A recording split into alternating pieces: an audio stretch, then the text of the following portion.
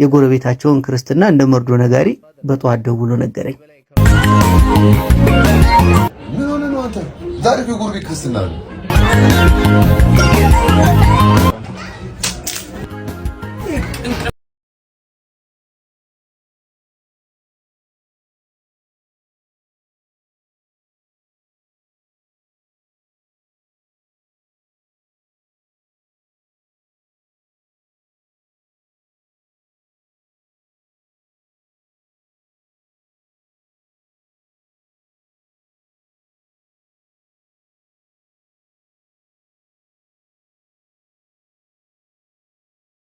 ከቀልቤ እንዳልኩ በዙሪያዬ ላሉ ሰዎች ፍዝዝ ድንግዝ ማለት ያሳብቅብኛል።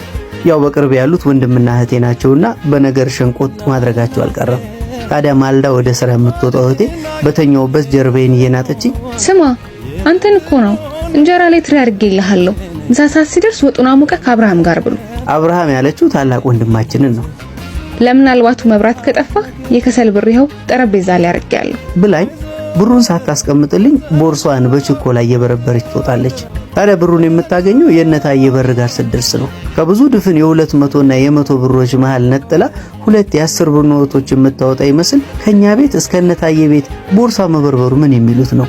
ይባስ ብላም አጠገቧ ላገኘችው በጧት ተነስቶ የሰፈሩን ሰውና የእድሜ ኩዮቹን ከሞቀ እንቅልፍ ላይ በጩኸትና በራቸውን በማንኳኳት ለሚበጠብጠው ለሸንቁጤ ሄደ ለሲሳይ ስጠው ብላ ታቀብለዋለች። ሸንቁጤ ከእህቴ ላይ ብሩን ሲቀበላት ፊቱ ላይ የሚታየው ፈገግታ ቃል ቢያወጣ ተመስገን ማታ በጊዜ አስተኝተ በጧት ከጓደኞቼ ማልጄ እንድንጮህ ያነቃኸኝ አምላክ የሚል ይመስል ነበር።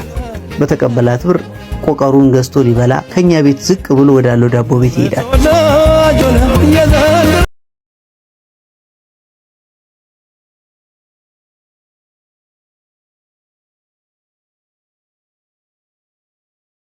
ካለ በኋላ ጋደም ካልኩበት ተነስቼ ጺሜን እያፍተለተልኩ ጣራጣራውን እመለከታለሁ። ከኮርኒሱ ጥንካሬ በላይ የ60 ሻማ የአምፖል ማቀፊያው ክብደት እንደ ተገላቢጦሽ ሀገሬ መግዘፍ አሳስቦኝ በቅርቡ ወድቃ ስብርብሯ ለሚወጣው ብርሃን ሰጪ ነኝ ባይ አምፖል መውደቂያዋን ላመቻችላት ከበታች ያለውን ሆድ የከፈውን ጠረጴዛ ሰበብ እንዳይበዛበት ጋደም ካልኩበት በመነሳት ፈቀቅ አድርገዋለሁ።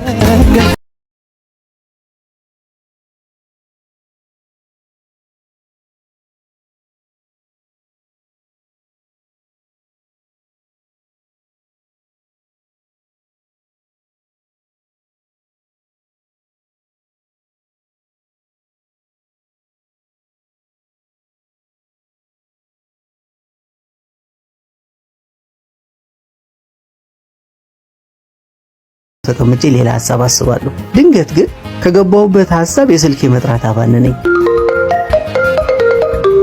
ጓደኛዬ ነበር የደወለልኝ። መቼም የሚነግረኝ የለም ብዬ እንጂ ከራስ ጋር ከተጣላ ቆይተሃል። ለማንኛውም የጓደኛዬ እናት ሰልስት ካለፈ ራሱ ዛሬ ሰልስት ሞላው፣ ወደ አመሻሽ ደረስ ብለን እንመለሳለን አለኝ። ለነገሩ ልክ ነው። ፍቃዴን ሳይጠይቅ እንሄዳለን ማለቱ ሐዘን መድረስ ከደስታ ጊዜ ማጀብ በላይ ጉርብትናንም ወዳጅነትንም እንደሚያለመልም እሺ እንዳልከው እንሄዳለን አልኩት። ከዚሁ ጓደኛዬ ጋር እለቱ ባይታወሰኝም ሰንበት መሆኑን በማልዘነጋው ቀን የጎረቤታቸውን ክርስትና እንደ መርዶ ነጋሪ በጧት ደውሎ ነገረኝ። ይህን ጊዜ እህቴ ከቤተ ክርስቲያን እስክትመለስ ጠብቂያት አማከርኳት። ለክርስትና ምን ይዤ መሄድ እንዳለብኝ መታቀፊያ ወይም የራስ ልብስ ብትለኝ ጊዜ ሐሳብ ገብቶኝ ደውዬለት እንደማልመጣ ነገርኩት። ጭንቀት ገብቶኛል። እጅ ከምን ብለህ እንደሆነ ጣሪያ አክባሪ ብለህ መጥተህ ተጫውተህ ስትወጣ አመት አመት ያድርስልን ካልክ ለባለ ክርስትናዎቹ ደስታ ነው ቢለኝ ጊዜ ብድሬ መልስልኝ ብላ ብትጠይቀኝ እንደማልመልስላት ከማውቀው እህቴ ምዬ ተገዝቼ ብር ተበደርኳት። ደግነቱ እሷም የተበደርከኝን አትልም፣ እኔም ብድር አለብኝ ብዬ መንገድ አለውጥ ከቤተሰብ የመበዳደር ጥቅሙ ይሄም አይደል። በተቀበልኳት ብር ጠቆር ባለ ፌስታል ወይን አስጠቅልዬ ወደ ክርስትና ቤት ሄድኩኝ።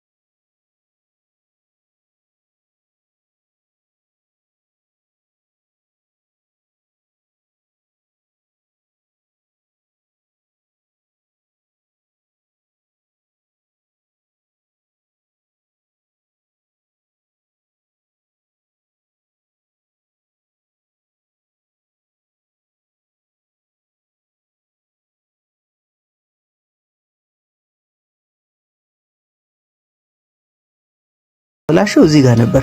ተስተናግጄ ልወጣ ስል ቀስ ብዬ ወደ ጆሮ ጠጋ በማለት ልወጣ ነው ምን ልበላቸው ብለው እግዚአብሔር ይስጥልን ዓመት ዓመት ያደርስልን በላቸው አለኝ። በቃ አንተ እዚህ ትቆያለህ መሰለኝ ሰፈር ስትመጣ እንገናኛለን በማለት ከተቀመጥኩበት በመነሳት ፈራ ተባ ያልኩኝ እግዚአብሔር ያክብርልን ዓመት ዓመት ያደርስልን ብላቸው የጠበቀኝ ምላሽ የተኮሳተረ የፊት ገጽታና ማነው ከዓመት ዓመት ካልጋ ትወረዱ አልከንሳ የሚል የሴት ድምጽ ነበር። ሽምቅቅ ብዬ ወጣሁ። ታዲያ ይሄን ታሪኬን የሚያውቀው ወንድሜ የስልኩን ንግግር ሰምቶ ኖሮ ታዲያ አደራ ሰርግ አሊያም ድግስ አይደለም እንሄዳለን የተባልከው ለቅሶ ቤት ነው ነፍስ ይማር እንጂ ዓመት ዓመት ያደርስልን አይደለም የምትለው በማለት የፌስ ሳቅ ሳቀብኝ።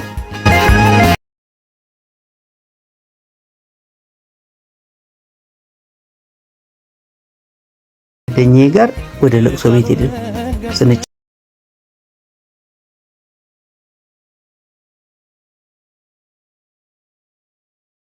የሳቁ የጨዋታው መድረስ ሳይታወቀኝ ኑሮ ሰዓቱ መሽቶ አራከሩ ሆነ። መሄድ እንዳለብኝ ተሰምቶኝ ጓደኛዬን ትቼው ከተቀመጥኩበት እየተነሳው በሉ እንግዲህ ሰዓቱ መሸ ወደ ቤት ልግባ እናቱ ያረፈችበትን ወጣት እየተመለከትኩት እግዚአብሔር ይስጥልን የዓመት ሰው ይበለን ዓመት ዓመት ያደርስልን ብዬ ተሰናብቻቸው ወጣሁ።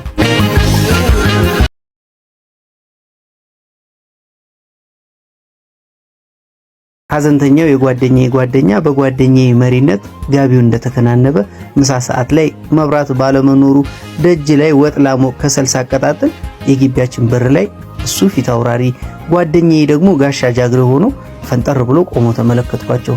ቤት ተሳስተው መሰለኝ አለኝ በቁጣ። ምን ነው በሰላም የኔን ወንድም ግን የበረታ ነው አልኩት። አይኑን ቢያፈጥብኝ ጊዜ ግራ ተጋብቼ ወንድሜን ጠርቻ አገናኘሁት።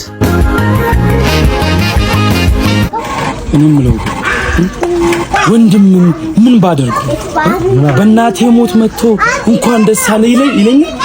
እናቴ ምን በደለችው? እቤት ድረስ መጥቶ ይሄ እንኳን የፈጣሪ ያለ እኔ ነኝ ይሄን ሁሉ የተናገርኩት።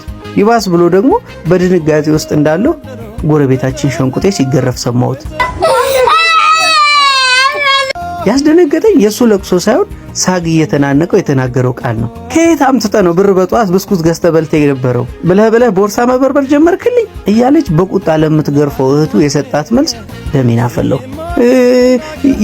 የሲሳይት ናት ለሱ ስጠው ብላ የሰጠችኝን ብር የበለውበት እያለ ወደ እኔ ሲጠቁም አየሁት። ከኔ ሐዘን ቤት ሄዶ ዓመት ዓመት ያደርስልን ለማለት ከመጣብኝ ስሞታ ይበልጥ ሸንቁጤ የእህቴን ቃል መብላቱ አንገበገበኝ። እውነት ለመናገር ከቃሉ በላይ ብሩን መውሰዱ አንገብግቦኛል። ሳገኘው የማወርድበትን ዱላ እያሰብኩ አጠገቤ ያሉትን ስሞታ ተናጋሪ ሐዘንተኛና ስሞታ ሰሚ ወንድሜ ነረስ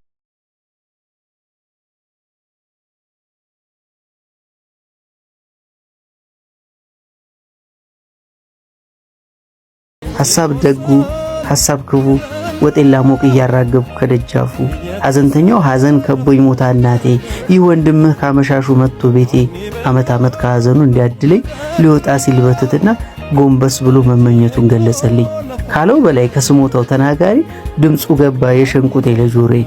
ስጦ ብላኝ 20 ብሩን ወሰድኩበት ከእህቱ አታልዬ